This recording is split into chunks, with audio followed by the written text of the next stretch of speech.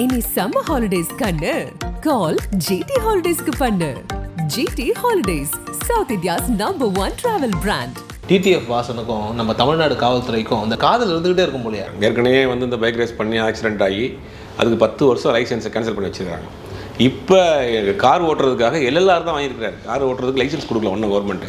LLR வாங்கியிருக்காரு. LLRலேயே பார்த்தீங்கன்னா ஒரு பெரிய காரை வாங்கி மாடிஃபை பண்ணி முன்னாடி ஒரு கேமரா, பின்னாடி ஒரு ட்ரோன் கேமராலாம் போட்டிருக்காங்க. ட்ரோன் கேமராலாம் போட்டு எடுத்துகிட்டு அதை போய் ஷூட் பண்ணுறப்ப தான் ஃபோனை பேசிகிட்டே போகிறப்போ ஒரு கேஸ் பதிவு பண்ணி நேற்று மதுரையில் அரெஸ்ட் பண்ணி இன்றைக்கி அவருக்கு ஜாமீன் கொடுத்துருக்காங்க. இந்த மாதிரி ஆட்களை அரசாங்கம் என்கரேஜே பண்ணக்கூடாது, கடுமையான நடவடிக்கை எடுக்கும். ஏன்னா இது ஒரு தவறான ஒரு வழிகளுக்கு முன்னுதாரணமாக பண்ணுறாங்க.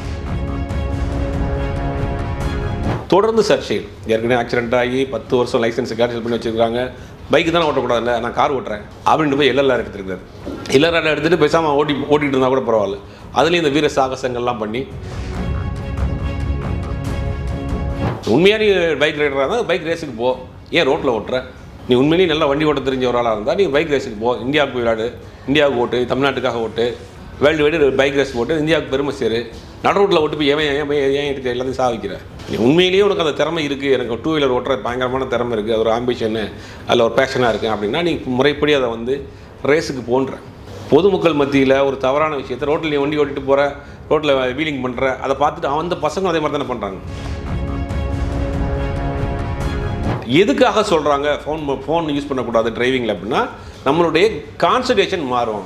வண்டி ஓட்டிட்டு போயிட்டு ஒருத்தனை பேசிட்டு அதை கிட்ட போய் விட்டோன்னு வச்சுங்க, சிக்கலாயிரும். சட்டம் எல்லாருக்கும் ஒரே சட்டம் தான். சட்டம் எதுக்காக சொல்லியிருக்கு? நீங்கள் பேசிகிட்டே போனீங்கன்னா உங்களுடைய கவனம் சிதறிடும், எங்கேயாவது போய் இடிச்சிருவீங்க வச்சுருவீங்க, பத்திரமா போகணுங்கிறதுக்காக தான் சட்டம் இருக்குது. நான் ஃபோனை கையில் எடுத்து பேசினேன், ஸ்பீக்கரில் போட்டு பேசினேன், ஃபோனை பக்கத்தில் ஸ்டாண்டில் வச்சுட்டு பேசிகிட்டு இருந்தேன் அப்படிங்கிறதெல்லாம் தம்பிக்கு ஒன்றும் விவரப்பத்தில் போல.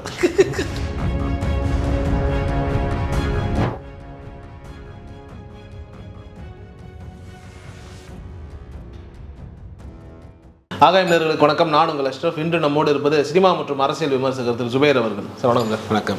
டிடிஎஃப் வாசனுக்கும் நம்ம தமிழ்நாடு காவல்துறைக்கும் அந்த நெவர் எண்டிங் லவ் ஸ்டோரின்னு அந்த மாதிரி ஒரு காதல் இருந்துகிட்டே இருக்கும் போலையா? அடிக்கடி உள்ள போய் அவங்களை சந்திக்கிற மாதிரியான ஒரு நிலை வந்துகிட்டே இருக்கேன். அடிக்கடி உள்ள போறாரு, அடிக்கடி அடி வாங்குறாரு. அது ஆர்வக்கோளாறு தான், வேற என்ன சொல்றது? அதாவது ஒரு பிரபலியமாங்கிறதுக்காக, தன்னை முன்னிலைப்படுத்தினங்கிறதுக்காக என்னத்தையும் வேணாலும் செய்யலாம் அப்படிங்கிற மாதிரி ஒரு தவறான ஒரு முன்னுதாரணத்தை பண்ணிட்டு இருக்காங்க. ஏற்கனவே இந்த பைக் ரேஸ் பண்ணி ஆக்சிடென்ட் ஆகி அதுக்கு 10 வருஷம் லைசன்ஸை கேன்சல் பண்ணி வச்சுருக்காங்க. இப்போ கார் ஓட்டுறதுக்காக LLR தான் வாங்கியிருக்கிறாரு. கார் ஓட்டுறதுக்கு லைசன்ஸ் கொடுக்கல ஒன்றும் கவர்மெண்ட்டு. LLR வாங்கியிருக்காரு. LLRலேயே பார்த்தீங்கன்னா ஒரு பெரிய காரை வாங்கி மாடிஃபை பண்ணி முன்னாடி ஒரு கேமரா, பின்னாடி ஒரு ட்ரோன் கேமராலாம் போட்டிருக்காங்க. ட்ரோன் கேமராலாம் போட்டு எடுத்துகிட்டு அதை போய் ஷூட் பண்ணுறப்ப தான் ஃபோனை பேசிகிட்டே போகிறப்போ ஒரு கேஸ் பதிவு பண்ணி நேற்று மதுரையில் அரெஸ்ட் பண்ணி இன்றைக்கி அவருக்கு ஜாமீன் கொடுத்துருக்காங்க. பல கண்டிஷன்ஸோட ஜாமீன் கொடுத்துருக்காங்க. இது என்னென்னா இதெல்லாம் என்ன சொல்கிறதுனா ஒரு ஆர்வக்கோளாறு தான். ஏற்கனவே சொன்ன மாதிரி ஆர்வக்கோளாறு. இது தவறான ஒரு வழிகாட்டுதல். இப்போ நீங்கள் பார்த்தீங்கன்னா ஏற்கனவே இந்த பைக் ரேஸ் பண்ணிட்டு இருக்க பைக் பற்றி நான் வீடியோ அவருடைய சேனலில் போடுறப்போ குறைஞ்சபட்சம் 2 லட்சம் பேர் அந்த வீடியோ பார்க்குறாங்க. அப்போ இந்த 18லேருந்து 20-22 வயசுக்குள்ளே இருக்கக்கூடிய அந்த சின்ன பசங்களுக்கு அந்த மாதிரி செய்யணுங்கிற ஒரு மோட்டிவேஷன் தூணும்ல. அப்படிங்கும்போது தப்பான வழிக்கு தான் போகும். நேற்று கூட 2 நாளைக்கு முன்னாடி கேரளா ஆலப்பியில் ஒரு சம்பவம் இதே மாதிரி. ஒருத்தர் டாடா சியரா காரில் பின்னாடி இருக்க சீட்லாம் எடுத்துகிட்டு ஒரு ஸ்விம்மிங் பூல் மாதிரி கட்டி அதில் தண்ணியை ஊற்றி அதில் படுத்துக்கிட்டே போயிருக்கிறார் வீடியோ. அவர் ஒரு யூடியூபர், அவரை பிடிச்சிட்டாங்க. இப்போ எல்லாம் ரூம் போட்டு யோசிப்பாங்க. அவர் அரெஸ்ட் பண்ணிட்டாங்க. ஆலப்பியில் அரெஸ்ட் பண்ணி அந்த டிரைவர் அரெஸ்ட் பண்ணி அவர் வச்சுருக்காங்க. இதாவது இப்போ இந்த சமூக வலைதளங்கள் வந்த பிறகு, சோசியல் மீடியா வந்த பிறகு தன்னை ஏதாவது ஒரு விஷயத்தை காமிச்சிக்கணும் அப்படிங்கிறதுக்காக இந்த மாதிரி வேலைகள் பண்ணுறாங்க. இப்போ நேற்று அரெஸ்ட் பண்ணி இன்றைக்கி இதுக்கு கூட்டு போகிறப்ப கூட சொல்கிறாரு, நான் 23 வயசு பையன், நான் வாழ்க்கையில் உயர்றது பிடிக்கல யாருக்கும், என்னை பழி வாங்குறாங்க. 23 வயசில் அவர் என்ன செஞ்சார்? வேலைக்கு போல, படிச்சிருக்கா அப்படின்னான்னு தெரியல, ஏதாவது பிஸ்னஸ் பண்ணாரு, இப்போ ஏதாவது ஒரு கடை வச்சிருக்காரு போல. அந்த பிரச்சனைலாம் ஆன பிறகு அதுக்கும் ஒரு கேஸ் போட்டுருவாங்க சார். ஏதோ அவருடைய வைக்கக்கூடிய பொருட்கள் ஏதோ, ஆமாம், அந்த அதிகமாக சவுண்ட் வரக்கூடிய சைலன்சர் விற்கிறாருன்னு சொல்லி ரைடி பண்ணி எது வச்சுருக்காங்க. ஏன் இவ்வளவு சர்ச்சைகள், ஏன் இவ்வளவு பிரச்சனைகள்? இதெல்லாம் ஒரு சாதனைன்னு சொல்ல முடியுமா? அதாவது இது பார்த்தீங்கன்னா சென்னையை போன்ற இடங்களில் இந்த பீச் ரோட்டில் நிறைய அந்த மாதிரி பைக் ரேஸ் நடக்குது. அப்பப்போ பிடிக்கிறாங்க. நம்மளே ரோட்டில் வண்டிகள் ஓட்டிகிட்டு போக முடியல. இந்த மாதிரி சின்ன சின்ன பசங்க அவங்க கட் அடிச்சுட்டு போகிறது, மேலே போகிறது எல்லாம் இதை பார்த்துட்டு அதே ஃபோர்ஸில் பண்ணுறது. அப்போ ஒரு தப்பான ஒரு வழிகாட்டுதலுக்கு ஒரு முன்னுதாரணமாக இருக்கும். அதனால் தொடர்ந்து அரெஸ்ட் பண்ணுறாங்க. அது என்னமோ அவரை பழி வாங்குறாங்க, அவர் வந்து என்னை வந்து முடக்க பார்க்குறாங்க அப்படிங்கிற மாதிரி நிறைய விஷயம் சொல்கிறாங்க. எல்லாமே இப்போ கூட கோர்ட்டில் என்ன சொல்லியிருக்காங்க, நாங்கள் மஞ்சள் வீரன் படத்தில் நடிக்கிறதுக்கு டேட் இருக்குது, அதனால நான் ஷூட்டிங் போன எனக்கு ஜாமீன் கொடுங்கன்னு கேட்டிருக்காங்க. அதை சொன்னாலே ஜட்ஜின்னு ஒரு 6 மாதம் உள்ள பிடிச்சி கொடுத்துட்டாங்க. அதான் பெரிய காமெடி. நீ மஞ்சள் வீரன் நடிக்காம மஞ்சள் வீரனில் நடிக்க போகிறேன், ஷூட்டிங் பேலன்ஸ் இருக்குது, ஜாமீன் கொடுங்கன்னு கேட்டிருக்காப்புல. இதெல்லாம் ஒரு காமெடியாக பார்த்தாலும் கூட, ஆனால் அதுக்கு ஒரு பெரிய ஒரு ஃபாலோவர்ஸ் இருக்கிறாங்க.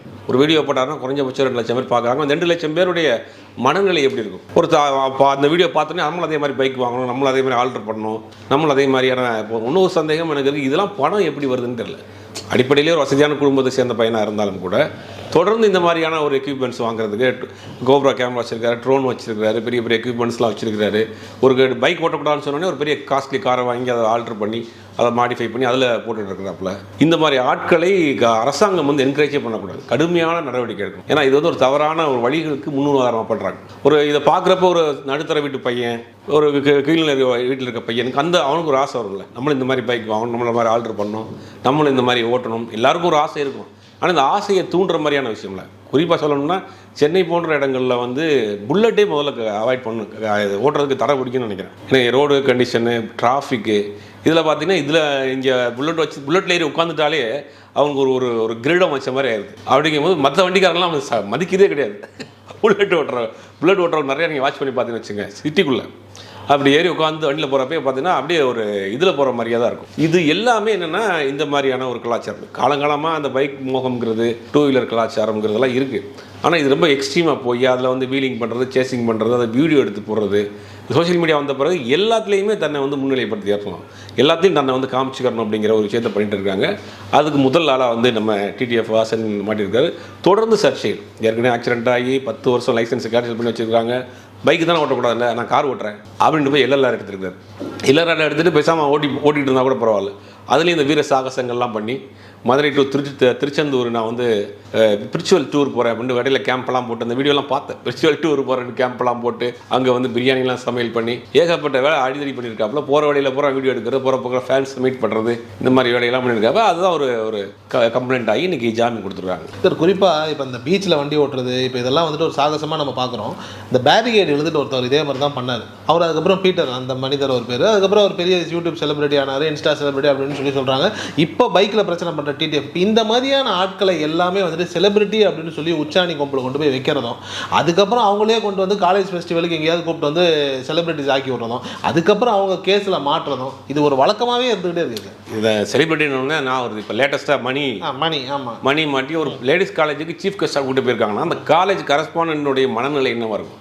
அப்போ எந்த அளவுக்கு சமூகம் வந்து இன்றைக்கி வந்து எதை நோக்கி போயிட்டு இருக்கு? ஒரு காலேஜுக்கு யாராக கூப்பிட்டு போவாங்கன்னா ஒரு பெரிய எஜுகேஷனிஸ்ட்டை கூப்பிட்டு போவாங்க, இல்லாட்டி ஒரு மோட்டிவேஷனல் ஸ்பீக்கரை கூப்பிட்டு போவாங்க, இல்லாட்டி ஒரு டாக்டரை கூப்பிட்டு போவாங்க. அவங்க போய் அவங்களுக்கு ஏதாவது பயனுள்ள விஷயமாங்க. ஒரு இன்ஸ்டா ப்ரொபலியம்ங்கிற ஒரே காரணத்தை வச்சு ஒரு காலேஜுக்கு கெஸ்ட்டாக கூப்பிட்டு போகிறதெல்லாம் எந்த மாதிரியான காலகட்டத்தில் இருக்கும்? அது இன்வைட் பண்ண அந்த காலேஜ் கரஸ்பாண்டன்ட்டு அவங்களெல்லாம் நம்ம எப்படி பார்க்க வேண்டியது இருக்குது? இது வந்து லேடிஸ் காலேஜ், அங்கே கூட்டு போய் ஒரு இன்ஸ்டா பிரபலத்தை கூட்டு போகிறது அப்படிங்கிறது இன்றைக்கி சோசியல் மீடியாவினுடைய தாக்கம் எந்த அளவுக்கு இருக்குது? அதை சிலர் தவறாகவும் பயன்படுத்துகிறாங்க, பெரும்பாலும் தவறாக பயன்படுத்துகிறாங்க, ஒரு சிலர் சரியான வழிக்கு பயன்படுத்துகிறாங்க. இவங்களை வச்சு ஒரு பிஸ்னஸாகவே ஆக்கிடுறாங்க. இப்போ இன்ஸ்டாவில் ஒரு பிரபலம் ஆகிட்டாருன்னா அவர் உடனே ப்ரொமோஷனுக்கு இறங்கிறாரு, ஒரு கடையில் போய் ட்ரெஸ் வாங்குறாரு, அங்கே போய் சாப்பிட்றாரு, அதை வச்சு ஒரு பெரிய பிஸ்னஸாகவே இது போயிட்டு இருக்கு. பின்னாடி ஒரு பெரிய வேலைகளே பண்ணிகிட்டு இருக்காங்க. அப்படிங்கும் போது இது வந்து யார் தவறு செய்தாலும் சரி, தவறான விஷயத்துக்கு முன்னுதாரணமாக இருந்தாலும் சரி, தவறான விஷயத்தை எடுத்துகிட்டு போனாலும் சரி, அது அரசாங்கம் சட்ட ரீதியாக நடவடிக்கை எடுக்கணும். நிச்சயமாக சார். குறிப்பாக இப்போ டிடிஎஃப் வந்துட்டு அந்த அரெஸ்ட் பண்ணி உள்ளே கூட்டு போகும்போது ஹெல்மெட் போட்டு யாரும் போலியா அதெல்லாம் அவங்களாம் பார்த்து பிடிங்க. அதே மாதிரி வந்துட்டு மதுபானங்கள்லாம் டாஸ்மாக்லாம் இருக்குன்ற மாதிரியான பேச்சுக்கள்லாம் பேசுகிறாங்கல்ல. இதெல்லாம் பார்க்கும்போது சார் இப்போ அரசாங்கத்தும் இவரெல்லாம் ஒத்து கவனிச்சுட்டு இருக்கோம்ல, ஒரு கோவம் ஒன்று வராதா? எதுக்கு இந்த மாதிரிலாம் வளரிட்டு இருக்காருன்ற மாதிரியான ஒரு பாயிண்ட் வராதா? சட்டம் தன் கடமையை செய்யும், அவ்வளோதான். அதாவது டாஸ்மார்க் இருக்குன்னா எல்லாரையும் வாங்கன்னு கூப்பிட்றாங்க. டாஸ்மார்க்கு இன்றைக்கி உலகம் முழுக்கதும் வந்து குளோபலைசேஷன் ஆகிப்போச்சு. அப்படிங்கும்போது டாஸ்மார்க் இருக்குது, வேணுங்கிறவங்க குடிக்க போகிறாங்க, வேணாங்கிறதும் நிப்பாட்டிட போகிறாங்க. அதே மாதிரி ஹெல்மெட் போகிறவங்க எல்லாத்தையும் பிடிக்கிறாங்கன்னா எல்லாரும் வீலிங் பண்ணிட்டு போகிறாங்க ரோட்டில். இப்போ வந்து 2 பேரும் ஹெல்மெட் பண்ணிட்டு போகணுங்கிற ஒரு சட்டம் இருக்குது. பெரும்பாலும் ஒரு சின்ன வண்டி வச்சுருக்காங்க, ஹஸ்பண்ட் அண்ட் ஒய்ஃப் போகிறாங்கன்னா 2 ஹெல்மெட் எங்கே வைப்பாங்க? அதனால் ஒரு ஹெல்மெட் போகிறாங்க, அப்படி பிடிச்சா ஃபைன் கட்டுறாங்க, இல்லாட்டி கெஞ்சி குத்தாடி இது பண்ணிட்டு போகிறாங்க. இவர் மாதிரி வண்டியை வீலிங் பண்ணிட்டு போகிறாங்க, இல்லாட்டி சைலன்சர் அந்த இதெல்லாம் போட்டு சத்தம் கொடுத்துட்டு போகிறாங்களா? இதையும் நார்மலாக ஒரு சாமானிய மக்கள் ஓட்டுற வண்டிக்கும் ஒன்றா அதை இவர் கம்பேர் பண்ணி பேசுகிறார். டாஸ்மார்க் இருக்குது, டாஸ்மார்க் காலங்காலமாக இருக்குது, காலங்காலமாக சாராயம் இருக்குது, காலங்காலமாக பசாராயம் இருக்குது, காலங்காலமாக கள்ளச்சாராயம் இருக்குது. நீ ஒரு புதிய ஒரு விஷயத்தை நீ வந்து ஒரு உன்னை ஃபாலோ பண்ணக்கூடிய ஒரு மக்களுக்கு தவறான விஷயத்தை ஃபாலோ பண்ணிட்டு இருக்கு. அதுதான் வீரம் நீ சொல்லி கொடுத்துட்டு இருக்க. அதான் இப்படி பண்ணால் தான் சாகசம்னு நினைக்கிறேன். உண்மையாக நீ பைக் ரைடராக இருந்தால் பைக் ரேஸுக்கு போ, ஏன் ரோட்டில் ஓட்டுற? நீ உண்மையிலேயே நல்லா வண்டி ஓட்ட தெரிஞ்ச ஒரு ஆளாக இருந்தால் நீ பைக் ரேஸுக்கு போ, இந்தியாவுக்கு விளையாடு, இந்தியாவுக்கு ஓட்டு, தமிழ்நாட்டுக்காக ஓட்டு, வேர்ல்டு வைடு பைக் ரேஸ் போட்டு இந்தியாவுக்கு பெருமை சேரு. நடு ரோட்டில் ஓட்டு போய் ஏன் எடுத்து எல்லாத்தையும் சாதிக்கிற?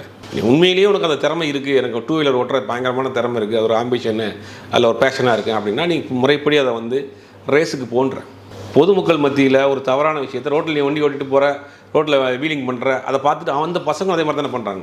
அப்போ இது தவறான முன்னுதாரணம் இல்லையா? இதுக்கும் டாஸ்மார்க்குக்கும் ரோட்டில் சாமானிய மக்கள் ஒரு நடுத்தர குடும்பத்தை ஒரு ஃபேமிலியோட போகிறதுக்கும் ஒன்றா ஈக்குவல் பண்ண முடியல.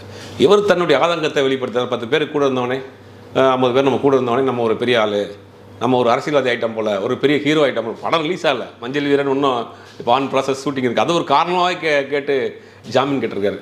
அப்படிங்கும்போது இதெல்லாம் வந்து தனக்கு வந்து ஒரு பெரிய ஒரு ப்ளஸ்ன்னு நினச்சிக்கிறாப்புல. நிச்சயமா. இப்போ கூட இவரை சுற்றி இருக்கிற ஆட்கள்லாம் வந்துட்டு பெரிய அறிவுஜீவிகள் மாதிரிலாம் தெரியல.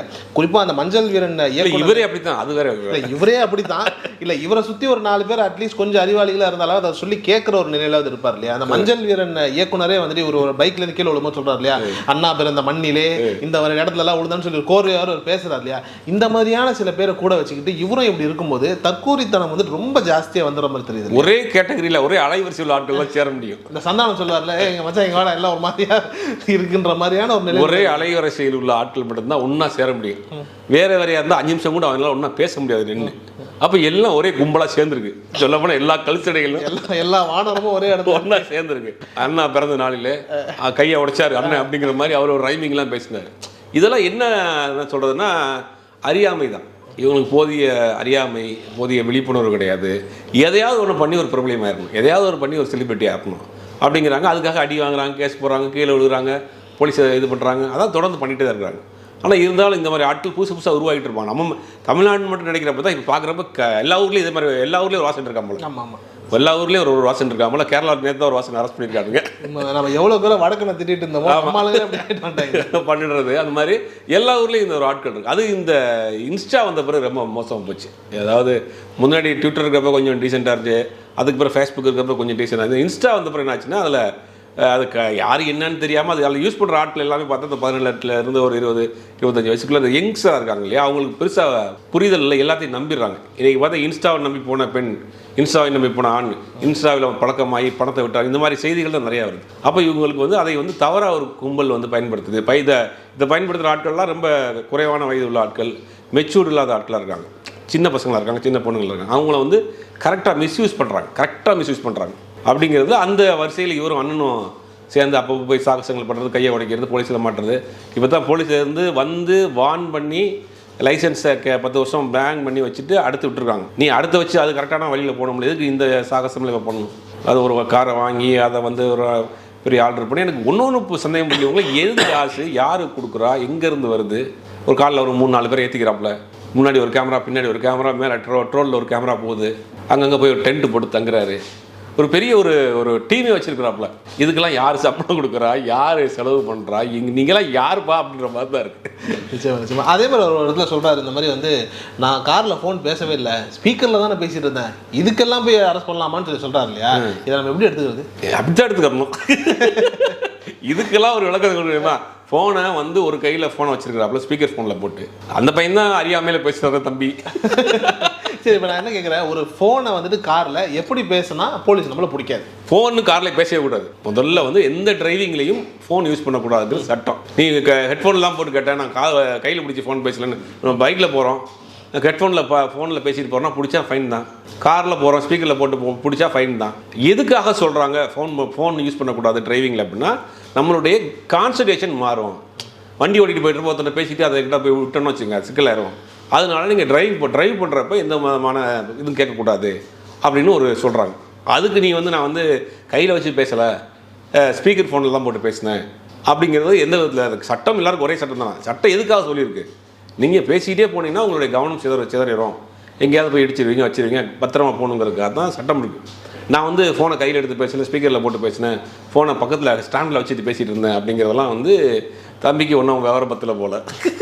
சரி இப்போ தமிழ்நாட்டை பொறுத்த வரைக்கும் திமுக ஆட்சி செஞ்சுட்டு இருக்கு சார். இவர் வந்துட்டு பிஜேபி சார்ந்த ஒருத்தரோட ரொம்ப நெருக்கமாக இருக்காருங்கிறது நம்ம எல்லாருக்குமே தெரியும். அப்படின்னு இருக்கும்போது வந்துட்டு இதை இந்த பார்வையில் பார்க்க முடியுமா? இப்போ டிஎம்கேவா இருக்குது, இது பிஜேபி காரங்களா இருக்கிறாங்க, இவங்களெல்லாம் தூக்கி போடுவோம், இப்போ ஏதாவது ஒரு தப்பு பண்ணிட்டோம் தூக்கி உள்ள போடுன்ற மாதிரியான ஒரு நிலையில நடக்குதுன்னு யாராவது அவங்க சொல்லுவாங்கல்ல? யாரும் நிறைய பேர் சொல்லுவாங்க. ஆனால் வந்து இப்போ தம்பி வந்து நாம் தமிழர் கூட பிரச்சாரம் பண்ணார் இந்த தேர்தலில். நாம் தமிழரில் நீங்கள் அதிமுக போட்டிருக்கீங்க, திமுக போட்டிருக்கீங்க, இந்த ஒரு முறை வந்து அப்படி நாம் தமிழர்னு சொல்ல முடியுமா? அவருக்கு அரசியல் புரிதல்லாம் பெருசாக கிடையாது. யார் பேசினாலும் அங்கே போகிறது. நாளைக்கு திமுக சேர்ந்த 2 பேர் யாராவது பழக்கம் பண்ணாலும் அங்கே பேசுவாப்பு. நீங்கள் சொல்கிற மாதிரி பிஜேபி ஆட்களை காட்டில் அவர் நாம் தமிழர் தான் பிரச்சாரமே பண்ணார் இந்த முறை. அப்படிங்கும் போது அவருக்கு பெருசாக வந்து எந்த புரிதலும் கிடையாது. அவர் வந்து விஜய்க்கு கூட ஓட்டு கேட்குறாரு, சொன்னார் அடுத்து அண்ணன் விஜய் வந்தால் கூட அவருக்கு ஓட்டுன்றாப்புல. அப்படின்னா அவருடைய அரசியல் புரிதல் அவ்வளோதான்.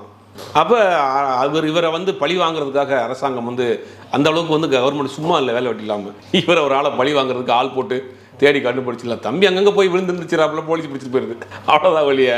இது வந்து பெருசாக வந்து அவரை வந்து டார்கெட் பண்ண வேண்டிய அவசியம் இல்லை, அந்த அளவுக்கு ஒருத்தம் கிடையாது. சார் ஒருத்தருக்கு பைக் லைசன்ஸை கேன்சல் பண்ணுறாங்க. அப்போ ஏன் கேன்சல் பண்ணுறாங்க? அவர் ரொம்ப கேவலமாக முறைகேடாக ஓடி இருக்கணும், இல்லை வந்துட்டு அந்த சமுதாயத்துக்கு ஒரு அச்சுறுத்தல் மாதிரி இருக்கணும் அவர் வண்டி ஓட்டுறது. அப்படின்னும் போது இவருக்கு கார் டிரைவிங் லைசன்ஸை மட்டும் எப்படி கொடுக்கலாம்? அது எப்படி வாங்கினாப்புல இது இன்னைக்கு வரைக்கும் ஒரு சந்தேகமாக இருக்குது. ஒரு பைக்கு ஓட்டி விபத்து ஏற்படுத்தி அச்சுறுத்தல் ஏற்படுத்தி அவருக்கு லைசன்ஸை வந்து கோர்ட்டில் போய் 10 வருஷம் பேன் பண்ணி வச்சிருக்காங்க. 10 வருஷத்துக்கு 2 வீலர் ஓட்ட முடியாது. கார் லைசன்ஸுக்கு அப்ளை பண்ணி எல்எல்ஆர் மட்டும் வாங்கிருக்கோம், லைசன்ஸ் கொடுக்கல. எல்எல்ஆரில் வந்து நீங்கள் வந்து இந்த மாதிரி ஓட்டிட்டு விபத்து ஏற்பட்டால் எல்எல்ஆர் எப்படி கொடுக்குறாங்கன்னா பக்கத்தில் ஒரு டிரைவரை ஓட்டிட்டு உங்க ஓட்டி பழகிறதுக்காக கொடுக்கப்படுறதா எல்எல்ஆர். அதுலேயும் நீ போய் ஆக்சிடென்ட் ஆச்சுன்னா லைஃப் லாங் லைசன்ஸ் கொடுக்க மாட்டாங்க. இதுதான் ரூல்ஸ். லைஃப் லாங் லைசன்ஸ் வாங்க. எல்எல்ஆர் ஓட்டிட்டு இருக்கும்போது ஓட்டிட்டு இருக்கும்போது பெரிய விபத்துகள் ஏற்படுத்தினோம் இல்லாட்டி இந்த மாதிரியான விஷயங்கள் நடத்தினாவோ வந்து அவங்களுக்கு லைசன்ஸ் கேன்சல் பண்ணிடுவாங்க. லைஃப் லாங் லைசன்ஸ் வாங்க முடியாது. அப்படி இருந்துமே வாங்கினாங்க. இந்த சந்தேகம் எனக்கும் இருக்கு. எப்படி இந்த மாதிரி ஒரு ஃபெமிலியரான இந்த மாதிரி கேஸ்ல மாட்டின ஒரு ஆளுக்கு எப்படி எல்ஆர் கொடுத்தாங்க? 4 வீலர் எல்ஆர் கொடுத்தாங்க. 2 வீலர்ல தம்பி பறப்பாரு, 4 வீலர்ல என்ன பண்ணுவாரு? ஏன் கொடுத்தாங்கிற ஒரு சந்தேகம் இருக்கு. அது யாரு என்னன்றது இன்வெஸ்டிகேஷன் நடக்கும். நிச்சயமா 2 வீலர்ல அவர் பறந்தாலாவது அதிகபட்ச ஆபத்து அவரோட முடிஞ்சு போயிடும். 4 வீலர்னா இப்போ சமீபத்தில் அந்த பூனேல நடந்த ஒரு சம்பவத்தை நம்ம பார்த்தோம். 4 பேர் ஏத்துறது, 2 பேர் ஏத்துறது, இந்த மாதிரி ஏகப்பட்ட சம்பவங்களை பார்க்குறோம். ஏன்னா கார் ஓட்டுறது தான் பொறுப்பு அதிகமான ஒரு விஷயம். அதையே இவரை நம்பி கொடுக்கும்போது எப்படி மக்கள் நடமாடுறது அந்த இடத்துல? அதான் ஆபத்து தான். அதுதான் இன்னைக்கு வாங்கி கொஞ்ச நாள்லேயே மாட்டிட்டாப்லையே. வாங்கிட்டு அமைதியாக இருந்தால் கூட தெரியாமல் போயிருக்கும். வாங்கி கொஞ்ச நாள்லேயே இந்த வேலையெல்லாம் பண்ணி மாட்டிட்டாரு. கோர்ட்டில் கெஞ்சி கூத்தாடி ஏதாவது ஜாமீன் வாங்கிட்டுறாப்புல. இந்த கேஸ் நடக்கும். இது கண்டிப்பாக இந்த லைசன்ஸை கேன்சல் பண்ணிடுவாங்க. எல்லாரையும் கேன்சல் பண்ணிடுவாங்க. நீ லைஃப் லாங் வண்டி ஓட்ட முடியாதுங்கிற சூழ்நிலை தான் இருக்கு. ரொம்ப நன்றி சார். நேரம் இனி சம்மர் ஹாலிடேஸ் கண்ணு கால் ஜிடி ஹாலிடேஸ்க்கு பண்ணு. GT holidays, South India's #1 travel brand.